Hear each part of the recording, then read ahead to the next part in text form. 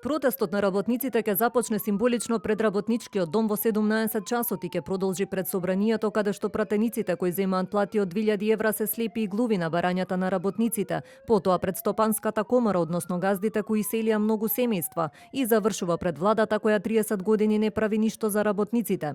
Вака од Сојузот на синдикатите го најавија денешниот протест на работниците за повисоки плати. Според ССМ, третина од работниците работат за примања под прагот на сиромаштијата, а растот на трошоците и стагнацијата на платите доведе до борба за екзистенција и затоа бараат минималната плата да биде 600 евра и линеарно покачување.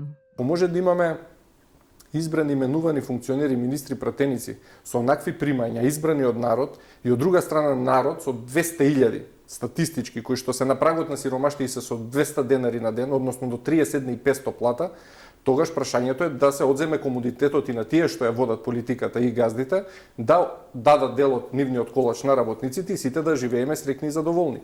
Не се согласија сите да бидеме на минимална плата, имајќи во предвид дека имаше изјави дури ако им се намалат нивните плати, они ќе дадат оставка.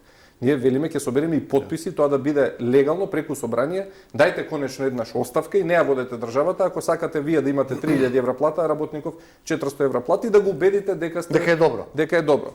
Од друга страна, слушаме изјави од владени представници, па дури од премиер, дека сме трета, четврта економска сила, а ние буричкаме по контейнери. Значи, ако сме трета, четврта економска сила, дајте да видиме дека тоа навистина е така и 600 евра дури е и мизерно барање за минимална плата или плата достојна за живот. Од Министерството за внатрешни работи денеска информираат дека полицијата ќе воведе привремени сообраќајни ограничувања и пренасочувања на возилата во зависност од динамиката на протестот. Од таму порачуваат возачите навреме да ги испланираат своите обврски и доколку е можно да користат алтернативни правци за движење. Од Бизнис конфедерацијата пак веќе изјавија дека за нив е прифатливо зголемување на минималната плата во март со усогласувањето со законот, но секое друго покачување без олеснети давачки за социјалните придонеси ќе биде голем товар за стопанството.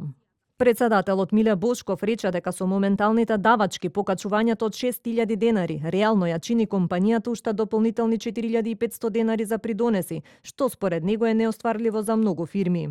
Премиерот вчера во телевизиско гостување изјави дека се сомнева во политичка позадина на протестите на синдикатите и го повтори ставот на владата дека ќе го почитува секој договор помеѓу работниците и работодавците.